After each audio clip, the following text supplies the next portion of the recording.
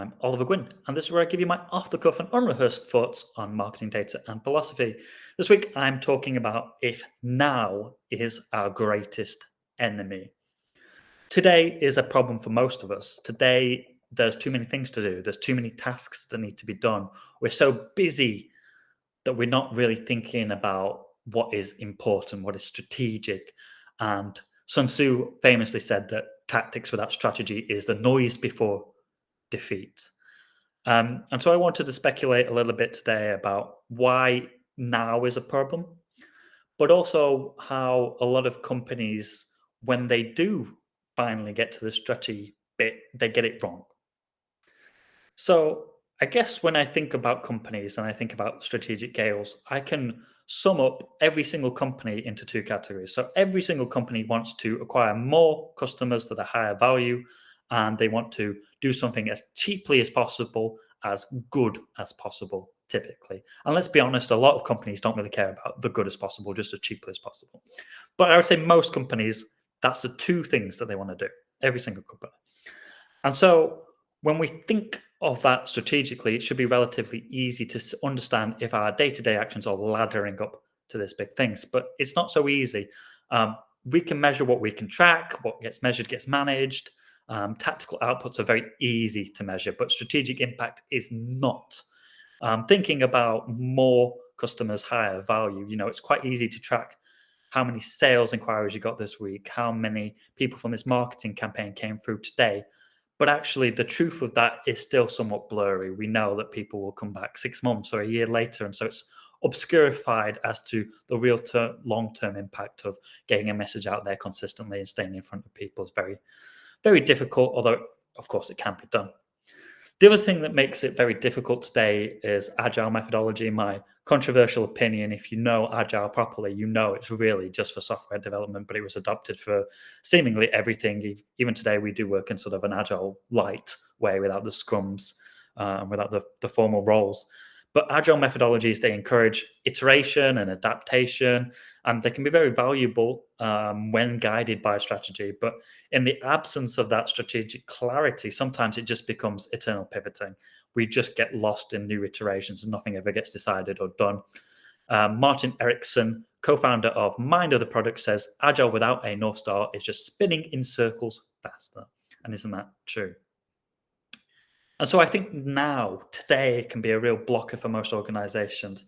And that's particularly true of sort of medium-sized businesses where management, and in particular middle management, can cause a problem with slow decision making because they are simultaneously having to do a lot of tactical day-to-day stuff and also trying to do the strategic things. And so that causes a lot of problems. I've got some great quotes today. Rita McGrath, Columbia Business School, said, most organizations are designed not for speed, but for predictability. And predictability breeds hesitation when uncertainty arises. There's been an excuse in recent times, and I'm going to say it's an excuse that the pandemic caused, where everything is in flux. We don't know what tomorrow brings, so we can't think about 5-year roadmaps and 10-year roadmaps. And often, I've got to be honest, even big companies that do think this way, it's a waste of time because that stuff isn't implemented. Nobody checks it up on it. I think 5 years is reasonable about where you want to go and what should it look like. But we don't have that anymore because, well, everything's changing so quickly. We can't possibly plan for tomorrow. And I think that's an excuse. I'm not sure that's really true. But I think it's very true, that quote, that most organizations aren't designed for quick iteration, for expanding and making decisions in a quick way that will be more profitable in the long term. They are designed for that predictability. And whenever something uncertain comes or somebody has to make a decision that encourages risk or has some sort of risk associated with it, they don't want to do that. And so decisions take a lot longer time.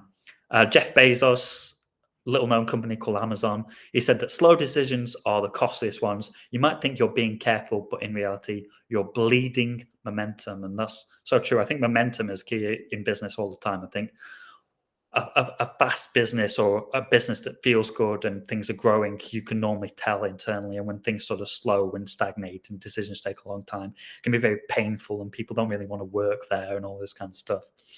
And so slow decisions and a lack of strategic decisions can be very, very painful for businesses. Nokia is sort of a great case in point in this. So Nokia's downfall in smartphone era is often attributed to poor decision making, and in particular speed.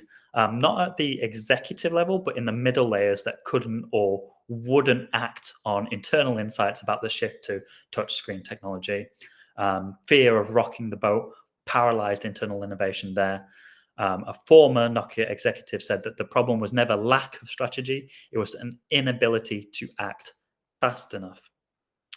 I used to have a philosophy, it wasn't mine, I borrowed it, about winning ugly. It was from, I forget who, it was a tennis player that said sometimes you just need to win ugly. And it's very true in sports. Sometimes, hey, win 1-0 and it's going to be boring, but you've won, so who cares?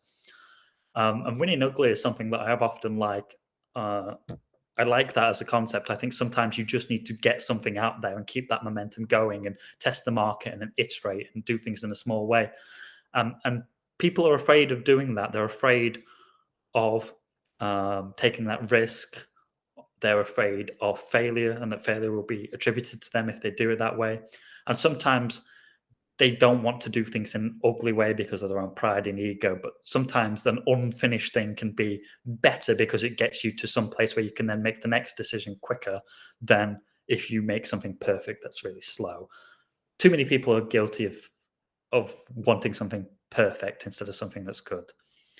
And so the root causes in terms of middle management and this decision latency, I think one would be a lack of psychological safety to take risks. I like failure if failure is done in a quick way and a cost effective way, then failure can be very good. Now often it's very difficult to you work on something for 4 days, you email 10 people and then you say, oh, 10 people didn't come back to me and therefore this thing has failed, and that might be the wrong thing to do. But if you've got analytics in place, if you've got A/B testing in place, if you have a system and foundation in place where you can take those smaller risks, then you shouldn't be afraid to take some. And you shouldn't have a culture where you should be afraid that if you do something in a small way, in a cost effective way, if you wasted a little bit of money, and if you go into them saying, hey, I might waste a bit of money, but we'll find out X, that can be a lot more valuable than if you're worried about doing that. The next one would be no structured frameworks for rapid alignment and action.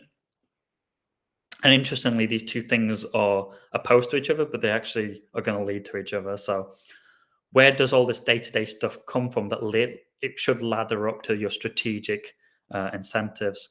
And there needs to be a clear framework that, hey, if my goal is more people, higher quality, then at some point I need to send 100 emails and I need to expand that. That means I need to send 1,000 emails or whatever it might be. But that can only be done if you have a structured way of doing it. You've got policies, you've got the right offer to go out to, you've done it in a small way, and then you can expand.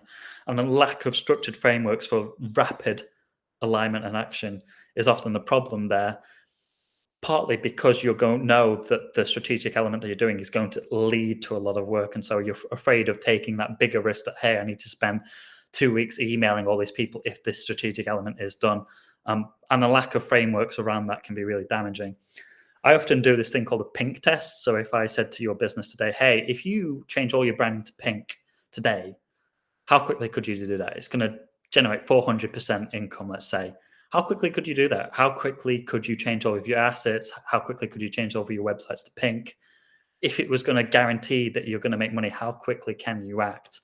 Or does it need to go through a group committee and then this group committee and then this things? Because the problem sometimes with structures and frameworks is the decisions might not be that big. If you can make a smaller decision that costs less money, that's often the better thing to do than to have 6 people around a table and everybody's opinion counts and all of this kind of stuff, because that is going to hurt your business probably in the long term rather than making a mistake. Most mistakes are not that big, I don't think, if you can justify them by doing a small thing and then maybe doing a medium-sized thing where sign off doesn't need to happen first.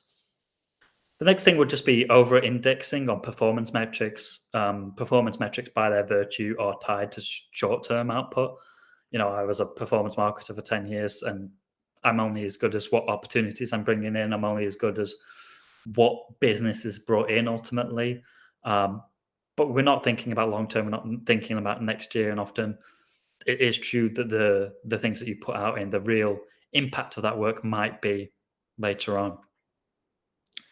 The last is just the frozen middle phenomenon. So it was a phrase that was coined to describe layers of management that resist change due to incentives and comfort in the status quo. Frozen middle. This is really true, and it's also very true where you have somebody who is like a CEO or management that has only ever experienced being middle management. A lot of these people, they don't actually make decisions. Often, what happens is they're a middle manager at a relatively large company, and then they go to a smaller company so that they can then make decisions. But they are not actually used to the accountability, and it's on their head and all that kind of shoulders and all that stuff. So they then implement the processes of the big company and the small company, which then means that time to value is very slow, it's very sluggish, it's very painful. I've seen this loads of times before where that is exactly what happens that stops ultimate growth because they're spending too long. They're doing all these things that make perfect sense when you're 70,000 people and risk is quite high and you're spending millions of pounds, but it doesn't make sense at all where you're spending thousands of pounds and there's 70 people or whatever it might be. And so the frozen middle phenomenon, that's a difficult word, is quite real in my books. So coming back to the end then, today being the enemy, I think when we're thinking of strategy, we're too often thinking about long-term initiatives, these vague, fuzzy things. Uh, we have an excuse that we can't even think about those things because, oh, the pandemic and everything's changing. And I think differently. I think that if you've got the right framework, then every day you can look back and say, hey, this are the things we did. This is our goal. This is how this thing landed up to that goal. Was it successful? It's not that difficult to do if you have very, very clear, very easy to communicate goals. And the problem with a lot of companies is their goals are just bullshit. They're just like, we want to, they have too many things going on for too many departments. It's not realistic at all. Not good at setting goals. But I honestly, your two goals are more customers, higher value, doing something as cheap as possible, as good as possible. Every single goal company, steal that from me. That's what you want to do. And so when you ladder things up to something that's very easy to explain to people, then it becomes a lot easier to understand how my day-to-day role, which might be quite painful for a lot of people in an organization, ladders up to this thing and what benefit I will not necessarily get up to that. I remember I once worked in manufacturing. We were trying to implement nuclear safety things. And what I did was I just basically went to the board where all the guys worked and I put the quotes that we had for nuclear manufacturing, which were like £6 million, with a note that said, if we win this work, you will all get bonuses. You will all get £5 more an hour or whatever it would be. And we could only win that work if we then implemented all these safety things, all these day-to-day things, all these very painful things that were ultimately seemingly getting in the way of these longer strategic things. But by laddering it up directly, hey, we're doing all these small things today that are going to go directly to this goal. This is our goal. We want to become nuclear first ready. It made it a lot easier and it made it justify the pain that they had to go to on a day-to-day basis. So I think today is very painful if you're not thinking about your strategic goals, but also think about what can you do in the smallest way to get towards them.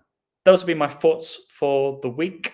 Put your comments in the below. Let me know what your way of managing strategic versus every day is, and do you find that middle managers are a blocker to doing things quickly and maybe failing?